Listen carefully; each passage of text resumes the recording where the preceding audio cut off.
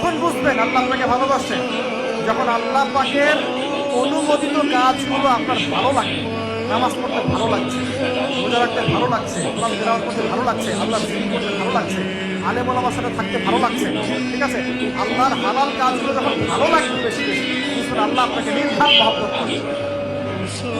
আর যখন আল্লাহ পাকে নিষেধগুলো, হারাম, মদ আমার ভালো লাগে না, জেনা ভালো লাগে না, আমার খারাপ জিনিস দেখতে ভালো লাগে না, খারাপ শুনতে ভালো লাগে না, বুঝবেন আল্লাহ আপনাকে ভালোবাসে। আর যখন দেখবেন খারাপের পিছনে আপনার ঝোঁক বেশি, দুর্নীতি করতে ভালো লাগে, সুদ খাইতে ভালো লাগে, ঘুষ খাইতে ভালো লাগে, কাউকে ঠকাইলে মনে হয় আমি স্মার্ট হয়ে গেলাম, হ্যাঁ, মানুষের টাকা আত্মসাৎ করতে ভালো লাগে, নামাজ না পড়ে ঘুম দিতে ভালো লাগে, ঠিক আছে, রমজান মাসে বিড়ি টানতে ভালো লাগে, ঠিক আছে, মেয়ের সাথে যে টাঙ্কি মারতে ভালো লাগে, তখন বুঝবেন যে আল্লাহ আপনাকে এখনো ভালোবাসেন বা আপনি আল্লাহর ভালোবাসা পাওয়ার যোগ্যতা হারিয়ে ফেলেছেন। আল্লাহ পাক আমাদেরকে বোঝার তৌফিক দান করুন।